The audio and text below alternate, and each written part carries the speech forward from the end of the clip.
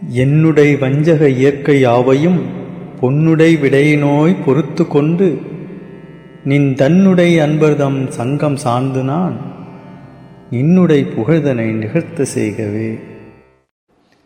அருட்பெருஞ்சோதி அருட்பெருஞ்சோதி தனிப்பெருங்கருணை அருட்பெருஞ்சோதி எல்லா உயிர்களும் இன்புற்று வாழ்க, கொல்லா விரதம் குவலயமெல்லாம் ஓங்குக, நல்லோர் நினைத்த நலம் பெறுக, நன்று நினைத்து எல்லோரும் வாழ்க இசைந்து.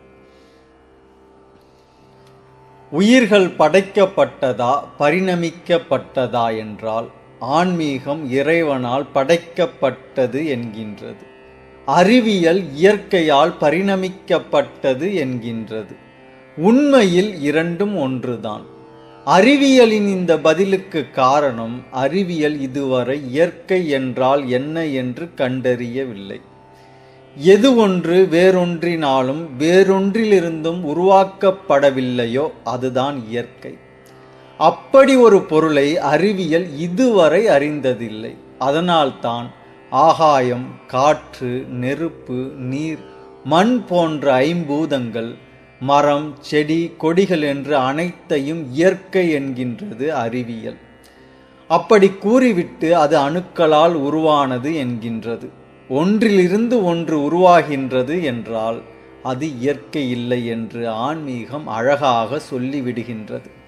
உண்மையில் ஒன்றிலிருந்து ஒன்று உருவாக்கப்பட்டால் அது எப்படி இயற்கையாகும்? ஒன்று எது ஒன்றிலிருந்தும் எது ஒன்றினாலும் உருவாக்கப்பட்டிருக்க கூடாது, அதுதான் இயற்கை. உருவானதும் உருவாக்கப்பட்டதும் செயற்கை. இறைவனே உருவாக்கி இருந்தாலும் அது செயற்கை என்கின்றது ஆன்மீகம். ஆகாயம், காற்று, நெருப்பு, நீர், மண் போன்ற ஐம்பூதங்கள், மரம், செடி, கொடிகள் என்று அனைத்தையும் இறைவன் மாயையை கொண்டு உருவாக்குகின்றான். இறைவனை பற்றியும் மாயை பற்றியும் அறிவியலுக்கு தெரியாததால் இவையெல்லாம் தானாக வந்தது என்று நினைத்து கொள்கின்றது அறிவியல். அறிவியல் சொல்வது போல் ஒன்று தானாக உருவானாலும் ஒன்று உருவானது என்றாலே அது இயற்கை இல்லை. உருவாகாமலும் உருவாக்கப்படாமலும் தொடக்கம் என்ற ஒன்று இல்லாத போதே இருப்பதுதான் இயற்கை. ஜடப்பொருளிலிருந்து உடம்புக்கு தேவையான புரோட்டீன் உருவாகின்றது என்பதால் உயிர் ஜடப்பொருளிலிருந்து உருவாகி இருக்குமோ என்று ஆராய்ந்து கொண்டிருக்கின்றது அறிவியல். உடம்பு ஒரு ஜடப்பொருள், அது ஜடப்பொருளிலிருந்து தான் தோன்றியது, அதில் எந்த மாற்று கருத்தும் இல்லை. அந்த உடம்பை இயக்கும் உயிர் பொருள் எப்படி ஜடப்பொருளிலிருந்து தோன்றும்? உயிர் பொருள் தோன்றுவதும் இல்லை, படைக்கப்படுவதும் இல்லை. அது என்றும் உள்ளதான இயற்கை பொருள். எது ஒன்றிலிருந்தும் எது ஒன்றினாலும் உருவாக்கப்படாத 3 இயற்கை பொருள் உள்ளது. 1 இறைவன், 2 ஆன்மாக்கள், 3 ஆன்மாக்களிடத்தில் இயற்கையிலேயே உள்ள ஆணவம். இது 3ம் தான் இயற்கை. இந்த 3 இயற்கை பொருளுக்கு பிறகு முதலில் உருவாக்கப்பட்ட ஒரு செயற்கை பொருள் மாயை. அதனால் வள்ளற்பெருமான் அதனை இயற்கையில் செயற்கை என்பார். மாயையை இறைவன்தான் உருவாக்குகின்றார். எனவே வித்தே இல்லாத ஒரு விளைவு ஒன்று உண்டு என்றால் அது மாயைதான். மற்ற அனைத்துக்கும் இந்த மாயைதான் வித்து. இந்த மாயையிலிருந்து தான் மற்ற அனைத்தும் உருவானது. வித்தொன்றுமின்றி விளைவித்து அருளளிக்கும் சித்தென்றும் வல்ல ஒரு சித்தனவன் என்று இறைவனை பாடுகின்றார் வள்ளற்பெருமான். பஞ்சபூதங்கள் உட்பட இந்த உலகத்தில் நாம் காணும் பொருட்கள் எல்லாம் எதிலிருந்து உருவானது என்று ஒவ்வொன்றாக விசாரித்து கொண்டே போனால் கடைசியாக மாயை என்று முடியும். எனவே நாம் எதை ஆராய்ந்தாலும் அது வேறொன்றிலிருந்தே வந்திருக்கும். எல்லாவற்றிற்கும் முடிவாய் இந்த மாயை இருக்கும். அந்த மாயைக்கே காரணமாய் இறைவன் இருக்கின்றான். இறைவன் ஏன் மாயையை உருவாக்குகின்றான் என்றால் இயற்கையிலே ஆன்மாவில் உள்ள ஆணவத்தை நீக்க. அறிவியல் கூறுவது போல் ஜீவராசிகள் இயற்கையால் பரிணமித்தது என்பதும் சரி. ஏனென்றால் இறைவனும் ஆன்மாவும் இயற்கைதான். இயற்கையாகிய இறைவனால் இயற்கையாகிய ஆன்மாக்களுக்கு இயற்கையாகிய ஆணவம் நீங்க செயற்கையாகிய உடல்கள் கொடுக்கப்படுவதால் உடல்கள் இயற்கையால் பரிணமித்தது என்பதும் சரி. இறைவனால் படைக்கப்பட்டது என்பதும் சரி. இரண்டும் ஒன்றுதான். உயிர் வேறு, உடல் வேறு. உயிராகிய ஆன்மா இயற்கை, உடம்பு செயற்கை. உயிர் என்றும் உள்ளது, உடல் இறைவனால் உருவாக்கப்பட்டது. அது எதன் அடிப்படையில் உருவாக்கப்பட்டது என்றால் ஆன்ம பக்குவத்தின் அடிப்படையில். ஆன்மா எக்காலத்தும் உள்ளதாய் விளங்கப்பட்டது. அது தோன்றுதலும் அழிதலும் இல்லை. அதனை ஆக்கவும் அழிக்கவும் படாது என்பார் வல்லற்பெருமான். மேலும் ஆன்மாக்கள் இறைவனால் படைக்கப்பட்டு இருந்தால் அது செயற்கையாகும். எனவே அது இன்பத் துன்பத்தை உணராது, பாவ புண்ணியத்தை அடையாது என்கின்றார். இது பற்றி ஏற்கனவே நாம் விரிவாக பதிவிட்டுள்ளோம். பார்க்காதவர்கள் அந்த பதிவினை பார்த்தால் நன்றாக புரியும். இப்பொழுது நமது மனித உடல் எப்படி வந்தது என்று புரிந்து கொள்வதன் மூலம் ஆன்மாவிற்கு முதலில் உடல்கள் வந்த விதத்தை புரிந்து கொள்வது எளிதாகும். கர்ம வினைக்கு தக்கபடி ஆண் பெண் சேர்க்கையால் ஒரு மனித குழந்தை பிறக்கின்றது. அதற்கு காரணமாக இருப்பது ஆணின் விந்தணு மற்றும் பெண்ணின் கருமுட்டை. தற்பொழுது ஆண் பெண் இல்லாமல் விந்தணுவும் கருமுட்டையும் இருந்தால் நாம் அதனை இணைத்து கரு உருவாக வைத்து விடலாம். இருப்பினும் அது குழந்தையாக வளர தாயின் கருப்பை அவசியமாகின்றது. ஆனால் அறிவியலால் தாயின் கருப்பை தரும் அனைத்தையும் தரும் ஒரு எந்திரத்தை உருவாக்கி ஒரு குழந்தையை வளர செய்துவிட முடியும்.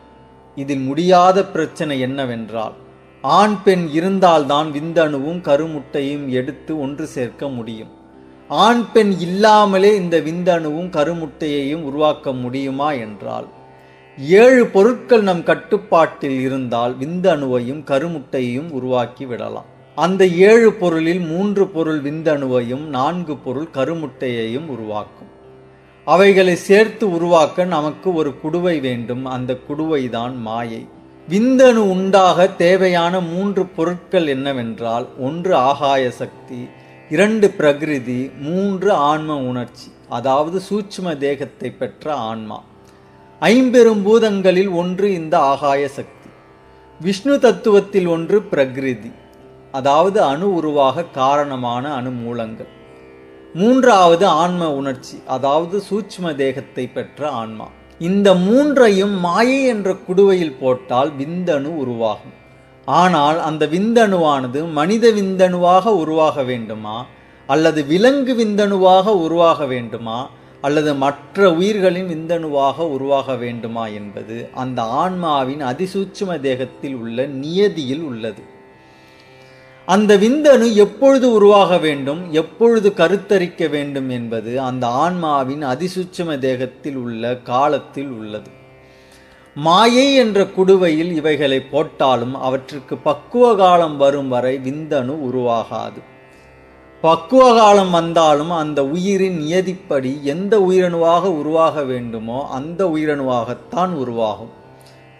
சூக்கும தேகத்தை பெற்ற ஆன்மாக்கள் நமக்கு புலப்பட்டு அந்த ஆன்மாக்களின் நியதிப்படி அது மனிதர்களாக பிறப்பெடுக்கும் என்பதை அறிந்து பிறகு ஆகாய சக்தி நமக்கு கட்டுப்பட்டு பிரகிருதியாகிய அணுமூலங்கள் நமக்கு கிடைத்து இவைகளை சேர்க்கக்கூடிய மாயை என்னும் ஒரு குடுவை நமது கட்டுப்பாட்டிற்கு வந்து விட்டால் ஒரு மனித விந்தணுவை உருவாக்கிவிட முடியும். ஆகாசம், பிரகிருதி, ஆன்ம உணர்ச்சி இவைகளை ஒருமித்து சுக்கிலமாக தடித்து கோசத்தடியில் செம்பரத்தம் பூவிதழ் 3ம் ஒன்றாய் அடுக்கியது போல் இருக்கும் என்பார் வல்லற்பெருமான். அதுபோல் வாயு சக்தி, அக்னி சக்தி, நீர் சக்தி, மண் சக்தி ஆகிய சக்திகளை மாயை என்னும் குடுவையில் போட்டு ஒன்று சேர்க்கும் பொழுது ஒரு மனித கருமுட்டை உருவாகிவிடும். பிருதிவி, அப்பு, தேய்வு, ஏமனன் என்னும் வாயு ஆகிய 4ம் ஒருமித்து பள்ளி முட்டை போல் 4 பாகமாக பிரிந்து ஒரே வண்ணமாய் யோனிக்குள் இருக்கும் என்பார் வல்லற்பெருமான். இந்த 7 பொருட்களின் சேர்க்கையால் தாதுக்கள் அணுவாய் சேர்ந்து விந்தணுவும் கருமுட்டையும் உருவாகி ஒன்று சேர்ந்து கரு வளர்ந்து பிண்டம் உருவாகின்றது. 7ம் கூடி ஒருமித்து சுக்கில சுரோனித சம்பந்தப்பட்டு பிண்டமாம். ஒவ்வொரு கலையில் ஒவ்வொரு தாது அணுவாய் சேர்ந்து 7வது கலையில் கரு சம்பூர்ணமாய் சப்த தாதுவும் கூடி பிண்டமாகும். மேற்படி தாதுக்களின் பெயர் தோல், எலும்பு, தசை, மூளை, சுக்கிலம், இரத்தம், நிணநீர் ஆகிய 7. மேற்படி சத்துக்கள் ஆணிடத்தில் உள்ள இடங்கள் மூளை, தொப்புள், லிங்கத்தடி. பெண்ணுக்குள் உள்ள இடங்கள் மூளை, சனத்தின் கீழ், தொப்புள், உபசத்தடி. புணர்ச்சி காலத்தில் இந்த சத்து சேர்ந்து வெளிப்பட்டால் கர்ப்பம் உண்டாம். எனவே தேகத்தை திறந்து வைத்திருத்தல் ஆகாது, சத்து காய்ந்து போம் என்கின்றார் வள்ளற் பெருமான். இந்த 7ம் சேர்த்து அருளாளர்கள் படைப்பை உருவாக்கும் விதத்தை விளக்குகின்றார் வள்ளற் பெருமான். அறிவியல் முறையில் குழந்தையில்லா குறைபாடு உடையவருக்கு விந்தணு கருமுட்டையை அடைவதில் பிரச்சனை இருந்தால் விந்தணுவை அந்த கருமுட்டையில் செலுத்தி விடுவார்கள்.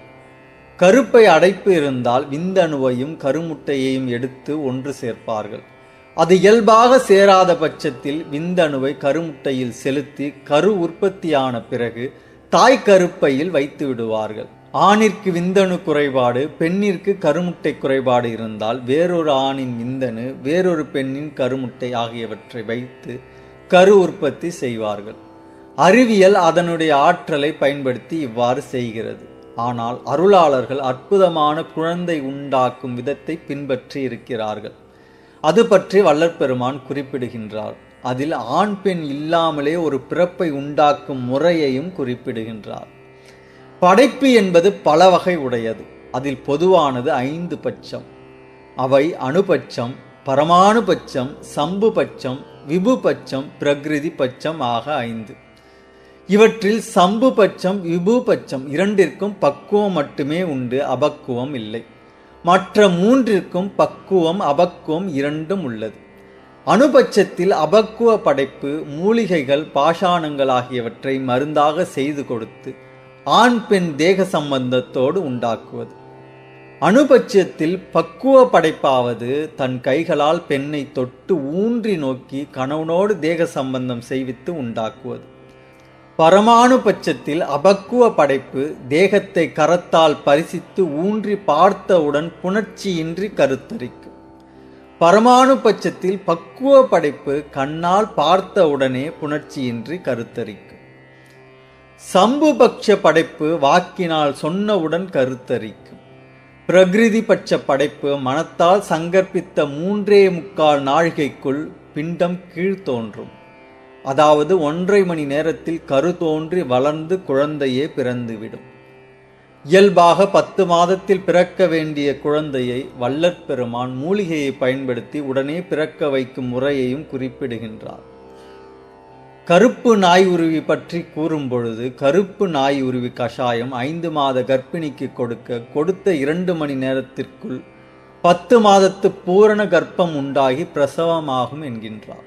அடுத்து விபு பட்சத்தில் பார்வையினால் சிறு துரும்பு முதலானவற்றையும் மனிதனாக செய்வித்து அதற்கு உயிரை செலுத்தி உயிர்ப்பித்து அநேக விசித்திரங்கள் உண்டு பண்ணுவது. இதுபோல படைப்புகள் பல என்கின்றார் வள்ளற் பெருமான். இவ்வாறு விபு பட்சத்தால் ஆண் பெண் இன்றியே இந்த 7 பொருட்களை கொண்டு, அதாவது உயிர் பொருள் 1, ஜடப்பொருள் 6 ஆகியவற்றை கொண்டு மனிதனை உருவாக்க முடியும்.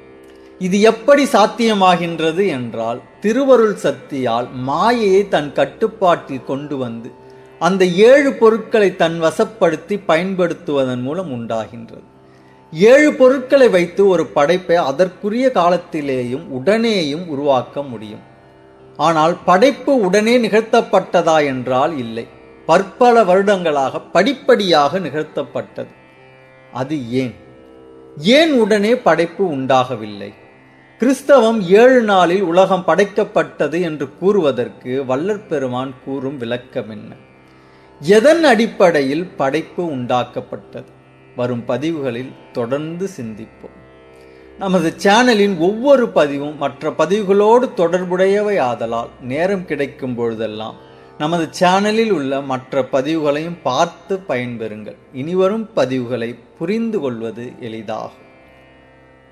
அருட்பெருஞ்சோதி. பொய்யாத மொழியும் மயல் செய்யாத செயலும் வீண் போகாத நாளும் விடயம் புரியாத மனமும் உட்பிரியாத சாந்தமும் புந்தி தளராத நிலையும் எய்யாத வாழ்வும் வேறெண்ணாத நிறைவும் நினை என்றும் மறவாத நெறியும் இரவாத தகவும் மேற்பிறவாத கதியும் இவ் ஏழையேற்கு அருள் செய்.